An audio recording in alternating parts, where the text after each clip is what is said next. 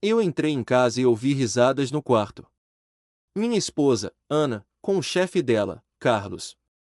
Sem suspeitar que eu era o verdadeiro dono da empresa onde ambos trabalhavam. Mas naquela noite, decidi que o jogo acabaria. Eu havia escondido minha identidade por 15 anos, testando o amor dela. Agora, a traição seria o fim.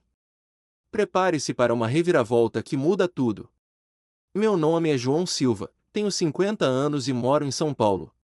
Por 15 anos, atuei como técnico de manutenção na Tecnova, uma empresa de software que eu fundei em segredo.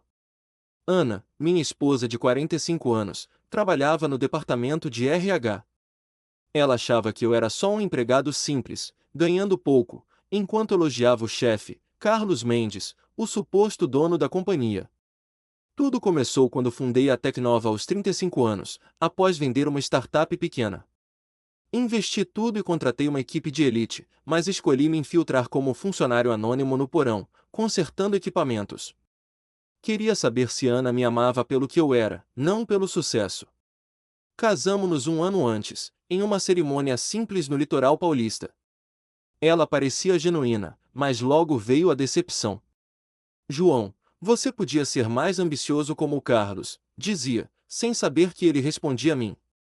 Os meses viraram anos. Eu via a Ana subir na empresa, graças às minhas aprovações secretas. Carlos, que contratei como gerente aos 40 anos dele, recebia salário alto e bônus que eu aprovava. Mas rumores surgiram. Colegas cochichavam sobre encontros noturnos entre eles. Ignorei no início, focando no crescimento da Tecnova, que agora valia milhões e empregava 500 pessoas em prédios no centro de São Paulo. Então, veio o golpe. Uma tarde, saí do porão para uma inspeção e os flagrei em uma sala de reuniões vazia, próximos demais. Meu coração acelerou. Ativei as câmeras de segurança pelo meu laptop pessoal, confirmando o que temia. Ana ria de algo que Carlos disse, tocando o braço dele. Saí dali sem ser visto, mas a raiva cresceu. Por que ela faria isso? Eu a sustentava indiretamente, pagando sua vida confortável em nosso apartamento no Morumbi. Naquela noite, fingi cansaço. Ana chegou tarde, cheirando a perfume diferente. Reunião com o Carlos, explicou, sem olhar nos olhos. Deitei-me, mas não dormi. Acessei os arquivos confidenciais, contratos, finanças, tudo sob meu nome, João Silva, o Invisível.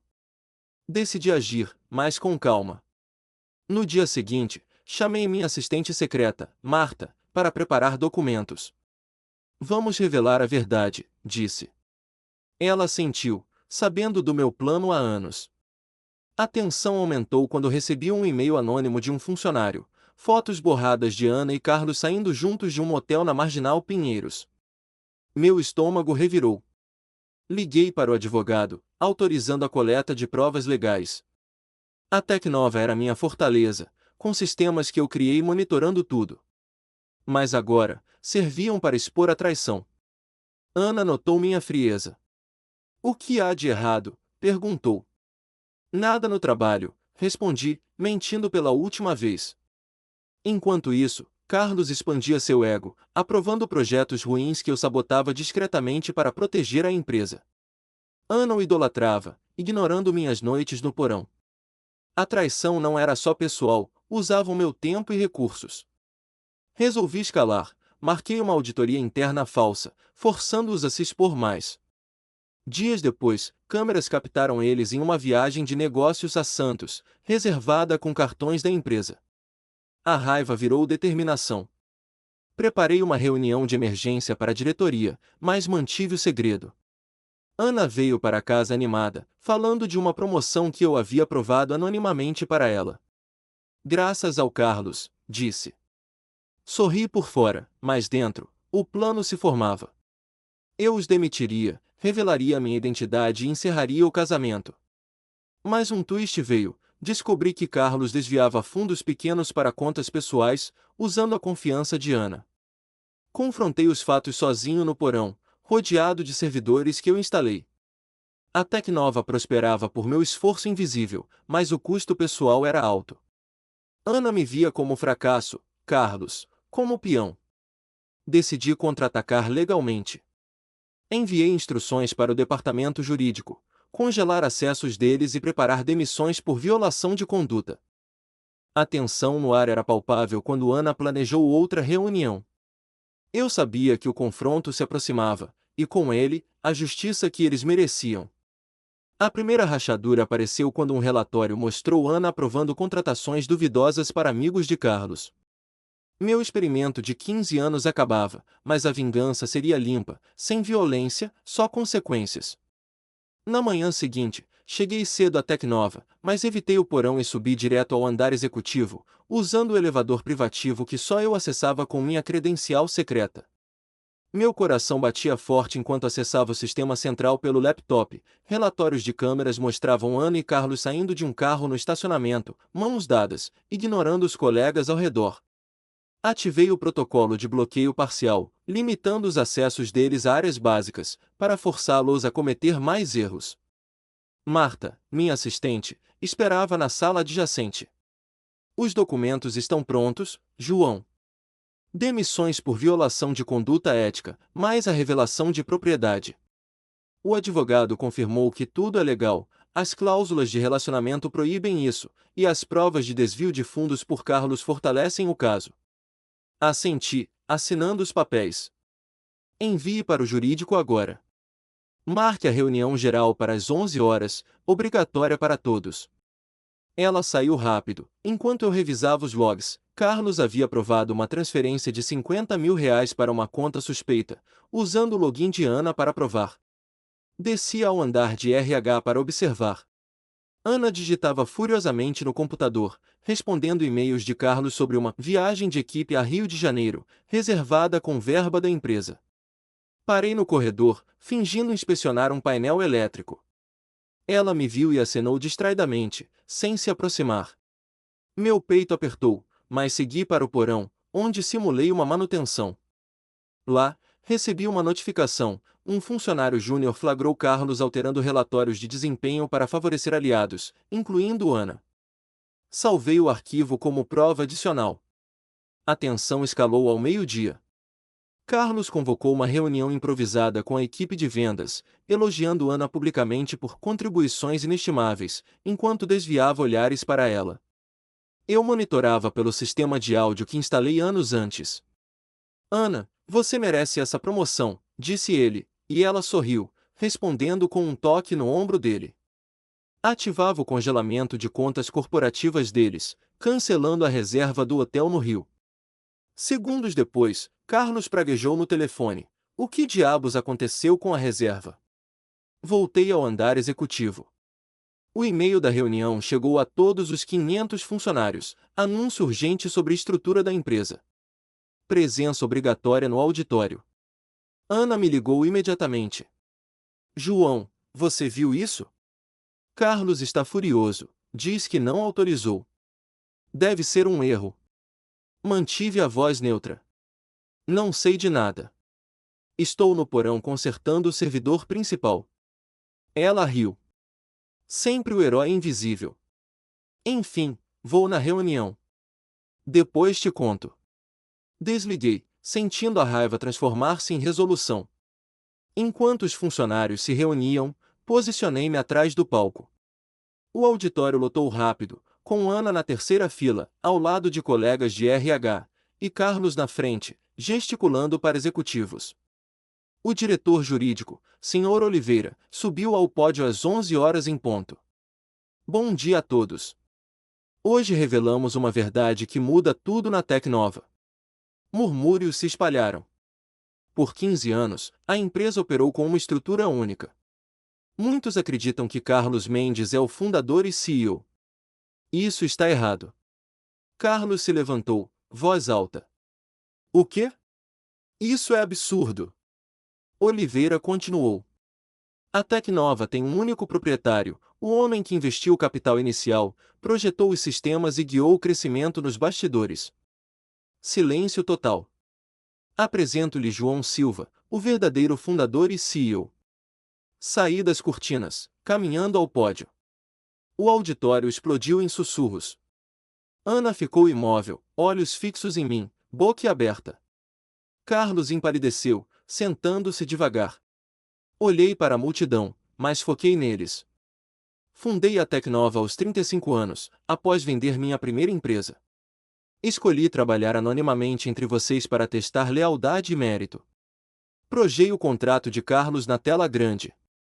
Contratado em 2010 como gerente, reportando a mim, João Silva, com salário de R$ 200.000 anuais, aprovado por mim.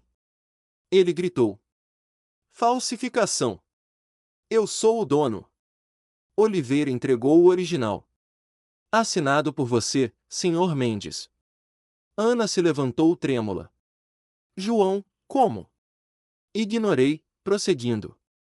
Durante anos, vi esforços genuínos aqui. Mas também abusos.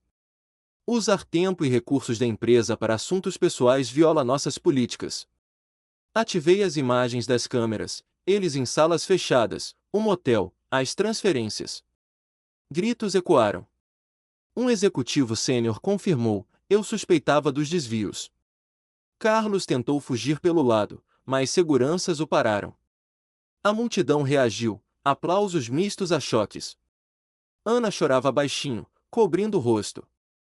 Isso termina agora, anunciei. Carlos Mendes e Ana Silva estão demitidos por violação de conduta e desvio de recursos. Processos legais prosseguirão. Chamei os seguranças. Eles escoltaram Carlos primeiro, que resistiu, xingando. Você vai pagar por isso. Ana seguiu, olhando para mim suplicante, mas sem palavras. O auditório esvaziou devagar, com funcionários me cumprimentando pela primeira vez como igual. Subi à minha sala real, no topo do prédio, com vista para o caos abaixo. Marta trouxe café. Funcionou, João. A notícia já circula internamente. Liguei para o advogado, inicio o divórcio. Sem pensão, dada a infidelidade comprovada. Mas um twist veio, um e-mail de Ana chegou. Precisamos conversar. Não era o que parece. Ignorei, mas respondi com os papéis do divórcio anexados. A vingança avançava, mas o vazio crescia.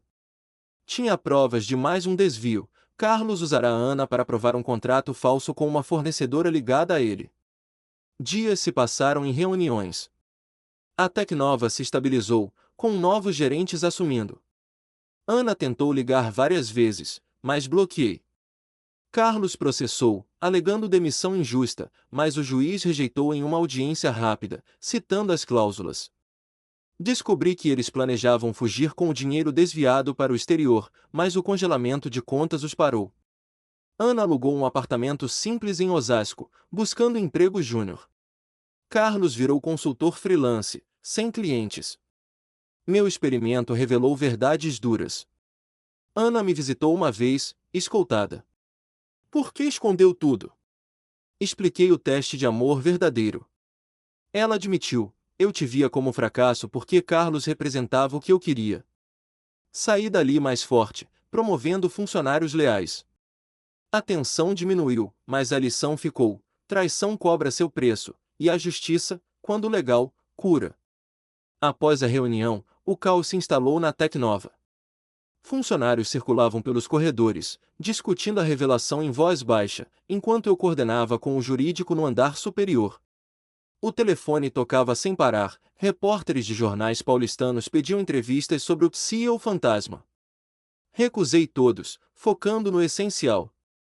Ativei o sistema de auditoria total, rastreando cada transação dos últimos 6 meses. Os resultados confirmaram: Carlos desviara R$ 150.000 em contratos superfaturados, com Ana aprovando os pagamentos como chefe de RH. Desci para o RH, onde a equipe ainda processava o choque. Um analista sênior se aproximou hesitante. João, ou melhor, Sr. Silva, precisamos refazer os organogramas. Ana liberou contratações irregulares. Assenti, autorizando a revisão imediata. Enquanto eles trabalhavam, recebi um relatório: Carlos tentará acessar arquivos confidenciais do servidor principal, mas meu bloqueio o impediu. Chamei a polícia cibernética para investigar, fornecendo logs como prova. A lei brasileira contra desvios empresariais era clara, ele enfrentaria acusações formais. Ana apareceu na porta do RH, carregando uma caixa com pertences pessoais. Seus olhos vermelhos indicavam um choro recente, mas mantive distância. João, por favor, me ouça. Não foi intencional. Carlos me pressionou. Ignorei a súplica e chamei um segurança. Ela tem 30 minutos para sair. Registre tudo. Enquanto a escoltavam, ela parou. Eu te amava, mas você me escondeu a verdade. Respondi friamente: o amor não mente nem trai. Saia. O elevador fechou, e o peso no peito diminuiu ligeiramente. No fim da tarde, Carlos foi detido no estacionamento. Tentará entrar com um cartão clonado, mas os guardas o interceptaram.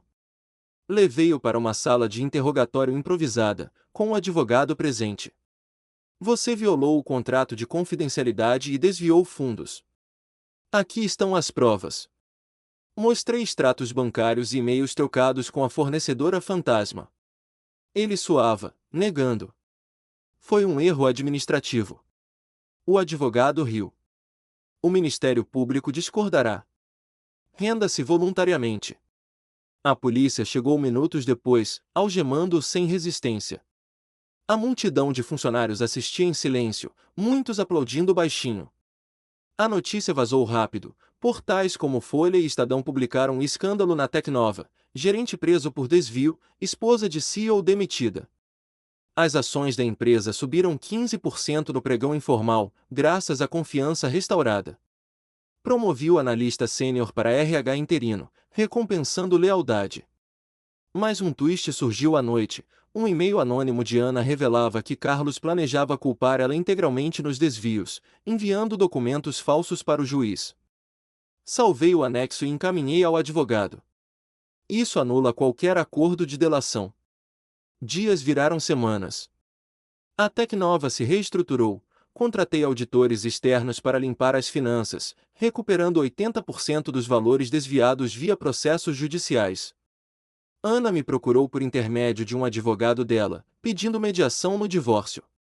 Aceitei uma reunião em um escritório neutro no centro de São Paulo. Ela chegou sozinha, voz trêmula. Eu errei, João. Mas 15 anos não podem acabar assim. Expliquei as cláusulas do contrato pré-nupcial que eu redigira secretamente. Infidelidade comprovada significava divisão zero dos bens. Você usou a empresa contra mim. Agora, pague o preço. O juiz agendou a audiência de divórcio para o mês seguinte, mas o caso de Carlos acelerou. Em tribunal, as câmeras de segurança foram exibidas, encontros noturnos, transferências aprovadas por Ana. O promotor pediu prisão preventiva. Carlos implorou por fiança, mas o juiz negou, citando o risco de fuga. Ana testemunhou remotamente, admitindo aprovações negligentes. Eu confiava nele, disse, mas o veredito veio, culpada de cumplicidade, com pena suspensa se devolvesse sua parte dos desvios. Enquanto isso, a empresa floresceu. Novos contratos com startups de inovação injetaram capital, e eu assumi publicamente o CEO, dando entrevistas sobre liderança invisível. Um funcionário leal, o técnico que trabalhava comigo no porão, foi promovido a diretor de operações. Você sempre soube? Perguntei. Ele sorriu. Suspeitava, mas respeitava o segredo. Essa confiança reconstruiu minha visão da equipe. Ana mudou-se para Campinas, aceitando um emprego modesto em uma agência de recrutamento, longe do glamour da Tecnova. Carlos permaneceu preso, aguardando o julgamento completo, com sua reputação destruída. Recebi uma carta dela, aprendi da pior forma. Desculpe. Não respondi, mas o divórcio prosseguiu limpo, com ela saindo com apenas os bens pessoais. Um detetive particular confirmou, eles romperam logo após as demissões, com Carlos culpando Ana por tudo. A tensão residual veio de um vazamento interno. Um ex-aliado de Carlos tentou sabotar o servidor principal, mas meus backups automáticos neutralizaram o ataque. Demitiu na hora, reforçando a segurança cibernética. Em uma assembleia geral, anunciei bônus para funcionários honestos, elevando o moral. A Tecnova não era mais um experimento, era minha criação assumida, livre de traições. Mas o twist final dessa fase, descobri que Ana gravara conversas com Carlos, provando chantagem dele sobre ela. Entreguei ao promotor, que usou para endurecer a pena. Ela cooperou, ganhando redução na sentença. Pela primeira vez, senti pena, mas não arrependimento. A justiça operava, e eu segui adiante, contratando uma nova gerente de RH, uma profissional íntegra de Minas Gerais. A vida pós-revelação trazia desafios, mas também liberdade genuína. Semanas após o julgamento inicial de Carlos, a Tecnova avançava com reformas internas. Eu liderei uma série de workshops para a equipe, focando em ética e transparência, usando exemplos reais de violações para ilustrar riscos. Um gerente de projetos questionou: como detectamos desvios cedo? Expliquei o novo sistema de alertas que instalei, baseado em inteligência artificial para monitorar transações anômalas. Isso recuperou mais R$ 30 mil em despesas não autorizadas ligadas a eventos corporativos que Ana organizara com Carlos. A empresa ganhou elogios em relatórios setoriais, com o faturamento subindo 20% graças a contratos renovados. Mas a vida pessoal invadia o trabalho. Recebi a citação oficial do divórcio, agendada para uma audiência no Fórum de São Paulo. Ana contratara um advogado agressivo, alegando estresse emocional por minha dupla vida. Preparei-me com meu time jurídico, apresentando evidências irrefutáveis, gravações de áudio dela admitindo aprovações irregulares. No dia da audiência, o juiz revisou os papéis rapidamente. A cláusula de infidelidade é válida sob o Código Civil. Divórcio concedido, sem divisão de bens. Ana saiu cabisbaixa, mas assinou sem contestar mais. O alívio veio misturado a um vazio, 15 anos dissolvidos em minutos. Voltei à Tecnova determinado a expandir. Negociei uma parceria com uma startup de Florianópolis, integrando tecnologias de cibersegurança que eu desenvolvi no porão anos antes. A reunião em vídeo correu suave, o CEO da startup elogiou minha visão prática. Você viveu o operacional, e isso diferencia. Assinamos o acordo, injetando inovação na Tecnova e criando 50 novos empregos. Mas um twist surgiu: um investigador privado que contratei revelou que Carlos, ainda preso, tentava contatar jornalistas para vazar segredos da empresa, alegando assédio meu. Bloqueei as tentativas com ordens judiciais de restrição. Ana reapareceu indiretamente. Seu advogado enviou uma proposta de acordo confidencial. Ela devolveria R$ 40 mil desviados em troca de não prosseguir com acusações civis contra ela por cumplicidade. Consultei o promotor: aceite, mas monitore. Ela cumpriu, transferindo o valor dias depois. Isso fechou um capítulo, mas descobri que ela iniciará terapia, conforme um relatório de rede social pública. Não interferi, a responsabilidade era dela agora. A Tecnova, por outro lado, lançou um programa de compliance obrigatório, treinando todos em leis anticorrupção, o que atraiu investidores internacionais. O julgamento final de Carlos marcou o pico da tensão. No tribunal lotado, o promotor apresentou as provas, e-mails, transferências e testemunhos de funcionários que ele coagira. Carlos defendeu-se alegando erros honestos, mas o juiz o condenou a 3 anos de prisão por peculato e violação de confiança, mais multa de R$ 200 mil. A sentença incluiu proibição de trabalhar em cargos executivos por 5 anos. Saí do fórum com a imprensa me cercando, mas respondi brevemente: justiça prevalece quando a verdade sai. A notícia impulsionou a Tecnova, com ações valorizando mais 10%. Com o passado resolvido, foquei no futuro. Promovi uma reestruturação, dividi a empresa em divisões autônomas, com um técnico leal do porão assumindo-te. Ele implementou atualizações que eu planejava há anos, reduzindo custos operacionais em 15%. Recebi uma oferta de palestras sobre liderança anônima em conferências empresariais no Rio, mas priorizei o interno. Um e-mail de um ex-colega de Ana chegou: ela mudou de emprego de novo, lutando para se estabilizar. Ignorei, mas usei a lição para reforçar políticas de RH contra favoritismos. Um novo desafio surgiu: uma auditoria fiscal federal revelou irregularidades antigas aprovadas por Carlos, incluindo deduções falsas em viagens. Coordenei com contadores para corrigir, pagando multas mínimas graças às provas de que eu desconhecia. Isso fortaleceu a credibilidade, atraindo um parceiro europeu para expansão em software. Negociei os termos em uma viagem curta a Lisboa, adaptando contratos à lei portuguesa.